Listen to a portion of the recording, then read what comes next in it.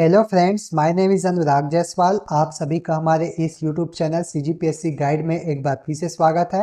आज के हम अपने इस वीडियो लेक्चर में सीजी टेट 2026 और शिक्षक भर्ती परीक्षा के एक महत्वपूर्ण विषय बाल विकास एवं शिक्षा शास्त्र के अंतर्गत लेव वाइगोत्स्की का सामाजिक सांस्कृतिक सिद्धांत देखने जा रहे हैं। यह टॉपिक आपकी परीक्षा के लिए बहुत ही महत्वपूर्ण है क्योंकि इस टॉपिक से बहुत ज़्यादा प्रश्न पूछे जाते हैं। तो आप लोग इस वीडियो को अंत तक जरूर देखें ताकि आप लोगों को सीजी टेट और शिक्षक भर्ती परीक्षा में बेनिफिट मिल सके। तो ज़्यादा विलंब न करते हुए हम लोग अपने आज के इस वीडियो लेक्चर को प्रारंभ करते हैं। तो चलिए हम लोग लेव वाइगोत्स्की का सामाजिक सांस्कृतिक सिद्धांत को पढ़ना प्रारंभ करते हैं।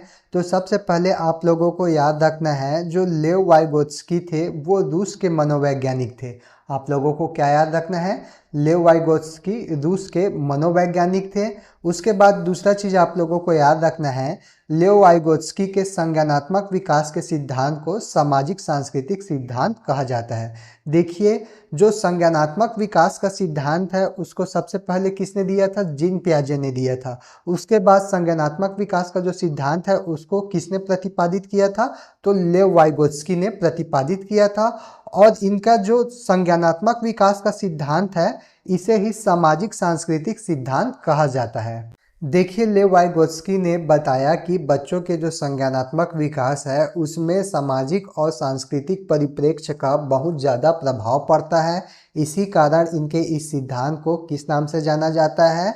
तो इनके इस सिद्धांत को सामाजिक सांस्कृतिक सिद्धांत कहा जाता है। देखिए, लेव वाइगोत्स्की के अनुसार बच्चे का विकास उसके सामाजिक अंतःक्रियाओं और सांस्कृतिक वातावरण से होता है। बच्चों का शारीरिक, मानसिक और भावनात्मक विकास सिर्फ आंतरिक प्रक्रियाओं पर निर्भर नहीं करता, बल्कि वह उनके आसपास के समाज और संस्कृति से गहराई से प्रभावित होता है। इसके बाद हम लोग देखते हैं कि लेव वाइगोत्स्की ने बच्चों के विकास के लिए 3 तत्वों को प्रमुख माना है। ठीक है, आप लोग को याद रखना है, बच्चों के विकास के लिए लेव वाइगोत्स्की ने 3 तत्वों को प्रमुख माना है। और वो 3 तत्व कौन कौन से हैं? तो पहला है सामाजिक अंतःक्रिया, दूसरा है संस्कृति और तीसरा है भाषा। ठीक है, तो एग्जाम में पूछा जा चुका है ये, तो आप लोगों को याद रखना है लेव वाइगोत्स्की ने बच्चों के विकास के लिए किन 3 तत्वों को प्रमुख माना है? सामाजिक अंतःक्रिया, संस्कृति और भाषा को। तो सबसे पहले हम लोग सामाजिक अंतःक्रिया के बारे में देखते हैं। तो वाइगोत्स्की के अनुसार बच्चा अपने समाज का अनुकरण करके सीखता है। बच्चे दूसरों के साथ बातचीत करके, विशेषकर बड़े या अधिक जानकार लोगों से सीखते हैं और अपनी सोच व व्यवहार को विकसित करते हैं। ठीक है, आप लोग को याद रखना है, वाइगोत्स्की के अनुसार बच्चा अपने समाज का अनुकरण करके सीखता है। बच्चे दूसरों के साथ बातचीत करके, विशेषकर बड़े या अधिक जानकार लोगों से सीखते हैं और अपनी सोच व व्यवहार को विकसित करते हैं। इसके बाद जो दूसरा तत्व है संस्कृति, उसके बारे में देखते हैं। तो संस्कृति बच्चों को नैतिक मूल्य, प्रथाएं और विश्वास सिखाती है। आप लोग को याद रखना है, संस्कृति बच्चों को नैतिक मूल्य, प्रथाएं और विश्वास सिखाती है। इसके बाद हम लोग संस्कृति के अंतर्गत सांस्कृतिक उपकरण के बारे में देखते हैं। तो सांस्कृतिक उपकरण के द्वारा बच्चों के संज्ञानात्मक संरचनाओं की बनावट व संज्ञानात्मक प्रक्रियाओं में बदलाव होता है। आप लोग को याद रखना है, सांस्कृतिक उपकरण के द्वारा बच्चों के संज्ञानात्मक संरचनाओं की बनावट व संज्ञानात्मक प्रक्रियाओं में बदलाव होता है। अब हम लोग सांस्कृतिक उपकरण के उदाहरण देखते हैं। तो इसके अंतर्गत कैलकुलेटर, मानचित्र और भाषा आते हैं। हम लोग देखते हैं कि ये उपकरण बच्चों को दुनिया को समझने, संवाद करने और समस्याओं को हल करने में मदद करते हैं, जिससे उनके सोचने के तरीके और क्षमताओं का विकास होता है। तो आप लोग को याद रखना है, सांस्कृतिक उपकरण के कुछ उदाहरण कौन कौन से हैं?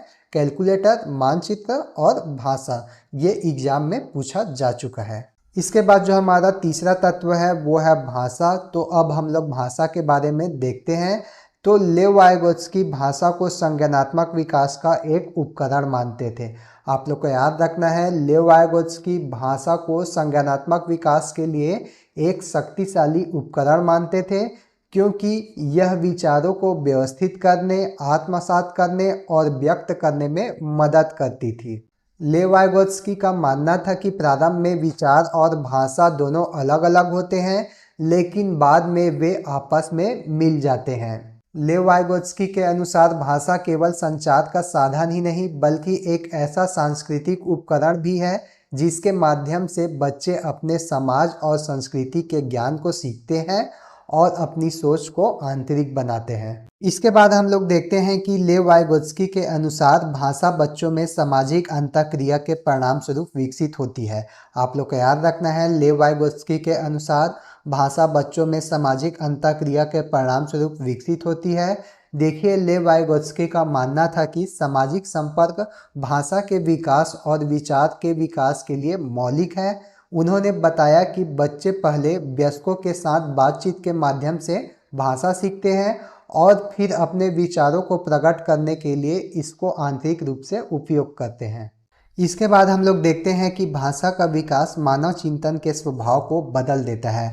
आप लोग को याद रखना है, भाषा का विकास मानव चिंतन के स्वभाव को बदल देता है क्योंकि यह विचारों को व्यवस्थित करने, सामाजिक संपर्क स्थापित करने और अमूर्त अवधारणाओं को समझने में मदद करती है। इसके बाद हम लोग देखते हैं कि लेव वाइगोत्स्की के अनुसार सभी उच्चतर संज्ञानात्मक प्रक्रियाओं का आधार भाषा है। आप लोग को क्या याद रखना है, लेव वाइगोत्स्की के अनुसार सभी उच्चतर संज्ञानात्मक प्रक्रियाओं का आधार भाषा है। देखिए, उच्च संज्ञानात्मक प्रक्रियाओं जैसे कि विचार, तर्क और समस्या समाधान को विकसित करने के लिए भाषा एक उपकरण के रूप में कार्य करता है। शुरुआत में भाषा सामाजिक होती है लेकिन बच्चे धीरे धीरे इसे आंतरिक भाषण में बदलते हैं। यह आंतरिक भाषण एक महत्वपूर्ण माध्यम होता है जिसके द्वारा वे अपने विचारों को व्यवस्थित करते हैं और समस्याओं को हल करते हैं। ठीक है, तो आप लोग को याद रखना है इसको। इसके बाद हम लोग देखते हैं कि लेव वाइगोत्स्की के अनुसार पहले भाषा का विकास होता है और उसके बाद विचार का विकास होता है, जबकि जीन पियाजे के अनुसार पहले विचार का विकास होता है और विचार के विकास होने के बाद भाषा का विकास होता है। देखिए, लेव वाइगोत्स्की के अनुसार भाषा और विचार शुरुआत में अलग अलग होते हैं लेकिन फिर सामाजिक संपर्क से ये एक दूसरे से मिल जाते हैं। बच्चे पहले सामाजिक वातावरण से भाषा सीखते हैं और धीरे धीरे इस वाणी को आंतरिक रूप से सोचते हैं जो विचारों को व्यवस्थित और नियंत्रित करने में उनकी मदद करती है। इसके बाद हम लोग लेव वाइगोत्स्की से संबंधित कुछ महत्वपूर्ण अवधारणाएं देखने जा रहे हैं। तो सबसे पहले हम लोग कौन सा अवधारणा देखने जा रहे हैं, तो उसका नाम है समीपस्थ या फिर निकटस्थ विकास का क्षेत्र, जिसको अंग्रेजी में जोन ऑफ प्रॉक्सिमल डेवलपमेंट बोला जाता है। तो हम लोग समीपस्थ या निकटस्थ विकास का क्षेत्र देखने जा रहे हैं। तो हम लोग देखते हैं कि समीपस्थ विकास का क्षेत्र क्या है। तो समीपस्थ विकास का क्षेत्र वह सीमा है जहां एक शिक्षार्थी बिना सहायता के जो कर सकता है, जिसे क्या बोला जाता है, वास्तविक स्तर कहा जाता है, और किसी वयस्क या अधिक सक्षम सहपाठी के मार्गदर्शन में जो वो कर सकता है और उसे क्या बोला जाता है, संभावित स्तर कहा जाता है। तो उन दोनों के बीच के अंतर को ही क्या बोला जाता है, समीपस्थ विकास का क्षेत्र बोला जाता है। ठीक है, तो आप लोग को याद रखना है, शिक्षार्थी बिना किसी के सहायता के जो कर सकता है उसको वास्तविक स्तर कहा जाता है और किसी वयस्क या अधिक सक्षम सहपाठी के मार्गदर्शन में जो वो कर सकता है उसको संभावित स्तर कहा जाता है। तो वास्तविक स्तर और संभावित स्तर के बीच का जो अंतर होता है उसे ही समीपस्थ या फिर निकटस्थ विकास का क्षेत्र कहा जाता है। देखिए, आप लोगों को यहाँ पर एक चित्र दिखाई दे रहा है जिसके माध्यम से हम लोग समीपस्थ विकास के क्षेत्र को समझेंगे। देखिए, जो ये स्तर दिखाई दे रहा है वो बच्चे का वास्तविक स्तर है और बच्चा बिना किसी के सहायता के इस स्तर तक पहुंच सकता है। अब हम लोग देखते हैं कि ये वाला जो स्तर दिखाई दे रहा है वो बच्चे का संभावित विकास का स्तर है और यहाँ तक पहुँचने के लिए बच्चे को किसकी सहायता लेनी पड़ेगी, तो किसी वयस्क या अधिक सक्षम सहपाठी की मार्गदर्शन की आवश्यकता होगी, तभी वो यहाँ तक पहुँच सकता है। तो वास्तविक स्तर और संभावित विकास का जो स्तर है उन दोनों के बीच में हम लोगों को ये वाला हिस्सा दिखाई दे रहा है, इसे ही क्या बोला जाएगा, इसे ही समीपस्थ विकास का क्षेत्र बोला जाएगा। ठीक है, तो आप लोग को याद रखना है, बच्चा बिना किसी सहायता के अपने वास्तविक स्तर में होता है और यदि उसे किसी वयस्क या अधिक सक्षम सहपाठी का मार्गदर्शन मिल जाएगा तो वो संभावित विकास के स्तर में पहुंच जाएगा। यहाँ पर जो वास्तविक स्तर है उसको हम लोग निचला स्तर बोलते हैं और संभावित विकास का जो स्तर है इसको उच्च स्तर बोला जाता है। तो एग्जाम में ये भी पूछा जा चुका है, तो इसको आप लोग अच्छे से याद रखेंगे। इसको हम लोग एक उदाहरण से समझते हैं। जैसा कि आप लोगों को चित्र में दिख रहा है, जब आप स्कूल में रहे होंगे तो आप लोगों को गणित विषय से डर लगता रहा होगा और गणित के परीक्षा में आपके ले देकर 23 अंक आते थे, जबकि आपको पास होने के लिए कितना अंक चाहिए था? 25 अंक चाहिए था। तो जो 23 अंक आ रहा है वो आपका वास्तविक स्तर है, परंतु आपको 25 अंक से ज़्यादा चाहिए, जो आपकी संभावित विकास स्तर को दर्शाता है। अब आप 25 अंक लाने के लिए आप अपने से बड़े और ज्ञानी भैया या शिक्षक के पास गणित का ट्यूशन लेने जाएंगे, तब जाकर आप गणित विषय में 25 से अधिक नंबर लाएंगे। तो आपके 23 से 25 अंक के बीच का जो अंक है वो आपका समीपस्थ विकास का क्षेत्र है। इसके बाद हम लोग देखते हैं कि लेव वाइगोत्स्की के अनुसार समीपस्थ विकास का जो क्षेत्र है इसका इस्तेमाल अध्यापन और मूल्यांकन क्षेत्र में करना चाहिए। तो ये प्रश्न भी एग्जाम में पूछा जा चुका है, आप लोगों को याद रखना है। लेव वाइगोत्स्की के अनुसार समीपस्थ विकास का क्षेत्र का इस्तेमाल अध्यापन और मूल्यांकन क्षेत्र में करना चाहिए। इसके बाद हम लोग जो दूसरा अवधारणा है उसको देखते हैं। तो वो क्या है? तो वो है मोर नॉलेजेबल ओदर, जिसको हिंदी में अधिक जानकार अन्य बोला जाता है। तो हम लोग देखते हैं कि मोर नॉलेजेबल ओदर क्या है। तो लेव वाइगोत्स्की के सिद्धांत के अनुसार मोर नॉलेजेबल ओदर का अर्थ क्या होता है? अधिक जानकार या अन्य। तो हम लोग देखते हैं कि यह कोई भी व्यक्ति होता है जिसके पास शिक्षार्थी की तुलना में किसी विशिष्ट कार्य या अवधारणा की बेहतर समझ या उच्च क्षमता होती है। तो आप लोग को याद रखना है, मोर नॉलेजेबल ओदर यह कोई भी व्यक्ति होता है जिसके पास शिक्षार्थी की तुलना में किसी विशिष्ट कार्य या अवधारणा की बेहतर समझ या उच्च क्षमता होती है। इसके बाद हम लोग देखते हैं कि मोर नॉलेजेबल ओदर एक शिक्षक या माता पिता या प्रशिक्षक या यहाँ तक कि एक सहकर्मी भी हो सकता है। तो आप लोग को याद रखना है, अधिक जानकार अन्य कौन हो सकता है? तो एक शिक्षक भी हो सकता है, एक माता पिता भी हो सकता है, एक प्रशिक्षक भी हो सकता है और यहाँ तक कि एक सहकर्मी भी मोर नॉलेजेबल ओदर हो सकता है। इसको हम लोग एक उदाहरण से समझते हैं। जैसे मेडिकल फील्ड में इंटर्नशिप डॉक्टर होते हैं, उनको अनुभवी डॉक्टरों के अंडर में काम करना पड़ता है, क्योंकि अनुभवी डॉक्टर यहाँ पर मोर नॉलेजेबल ओदर होते हैं। उनका ज्ञान और अनुभव इंटर्नशिप डॉक्टर से कहीं गुना ज़्यादा बेहतर होता है। इसके बाद जो हमारा अगला अवधारणा है उसका नाम है पाड़ या ढांचा, जिसको अंग्रेजी में इसके फोल्डिंग बोला जाता है। तो हम लोग देखते हैं कि पाड़ या ढांचा क्या है। तो लेव वाइगोत्स्की के अनुसार पाड़ एक शिक्षण विधि है जिसमें बच्चों को सीखने की प्रक्रिया में उनके शिक्षकों, माता पिता या साथियों द्वारा अस्थायी सहायता प्रदान किया जाता है। तो आप लोगों को यहाँ पर कौन सा चीज़ अच्छे से याद रखना है? अस्थायी सहायता प्रदान किया जाता है। तो हम लोग देखते हैं कि लेव वाइगोत्स्की के अनुसार पाड़ एक शिक्षण विधि है जिसमें बच्चों को सीखने की प्रक्रिया में उनके शिक्षकों, माता पिता या साथियों द्वारा अस्थायी सहायता प्रदान की जाती है। इसके बाद हम लोग देखते हैं कि जो यह अस्थायी सहायता बच्चों को प्रदान की जाती है वो बच्चे की क्षमताओं को बढ़ाने के लिए संकेत, उदाहरण या मार्गदर्शन के रूप में दी जाती है। और जैसे जैसे बच्चा अधिक स्वतंत्र होता जाता है इस समर्थन को धीरे धीरे कम कर दिया जाता है। तो आप लोग को याद रखना है, यह सहायता बच्चे की क्षमताओं को बढ़ाने के लिए संकेत, उदाहरण या मार्गदर्शन के रूप में दी जाती है। और जैसे जैसे बच्चा अधिक स्वतंत्र होता जाता है इस समर्थन को धीरे धीरे कम कर दिया जाता है। इसको हम लोग एक उदाहरण से समझते हैं। अमन एक पहेली के टुकड़ों को ठीक से लगाने की कोशिश कर रहा है, लेकिन वह सही जगह पर सही हिस्सों को फिट करने के लिए संघर्ष करता है।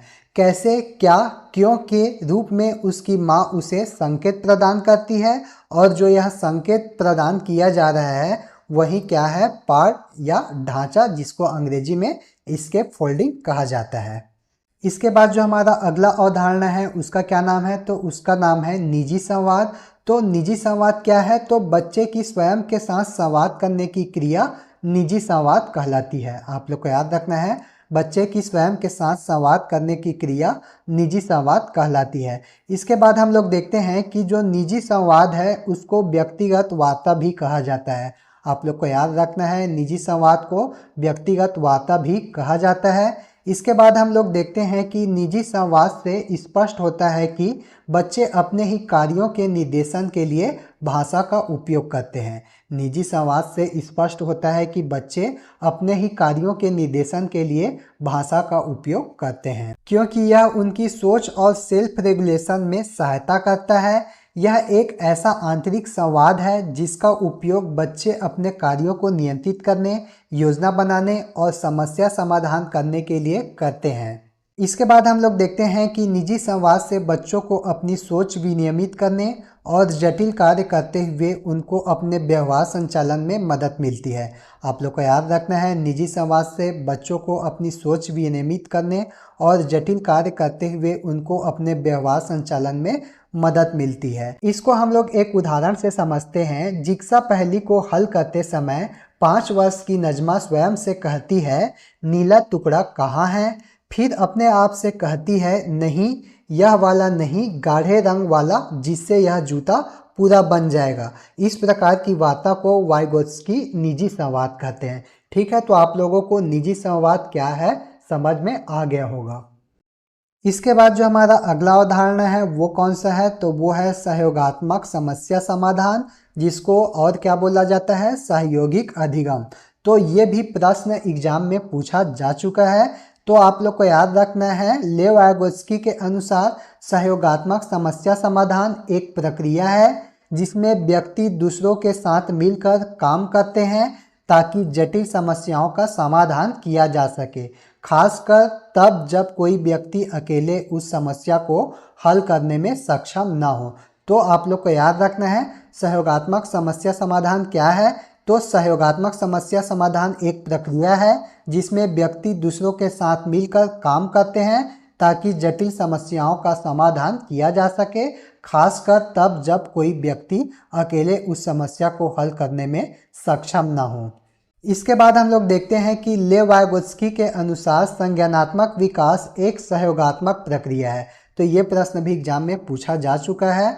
लेव वाइगोत्स्की के अनुसार संज्ञानात्मक विकास एक सहयोगात्मक प्रक्रिया है। इसके बाद जो अगला अवधारणा है उसका क्या नाम है? तो उसका नाम है पारस्परिक अध्यापन। तो इसको भी एग्जाम में पूछा जा चुका है। तो हम लोग देखते हैं कि लेव वाइगोत्स्की के अनुसार पारस्परिक अध्यापन एक ऐसी शिक्षण विधि है जिसमें शिक्षक और छात्र मिलकर एक दूसरे के साथ संवाद और सामाजिक संपर्क के माध्यम से सीखते हैं। तो आप लोग को याद रखना है, लेव वाइगोत्स्की के अनुसार पारस्परिक अध्यापन एक ऐसी शिक्षण विधि है जिसमें शिक्षक और छात्र मिलकर एक दूसरे के साथ संवाद और सामाजिक संपर्क के माध्यम से सीखते हैं। तो यह था हमारा आज का वीडियो लेक्चर, जिसके अंतर्गत हम लोगों ने लेव वाइगोत्स्की का सामाजिक सांस्कृतिक सिद्धांत के बारे में विस्तार से पढ़ा है। यदि आप लोगों को यह वीडियो पसंद आता है तो इस वीडियो पर लाइक और कमेंट करना ना भूलें। हमारे इस चैनल को सब्सक्राइब करें और इस वीडियो को अपने दोस्तों के बीच में ज़्यादा से ज़्यादा शेयर कीजिए। आज के लिए बस इतना ही। धन्यवाद।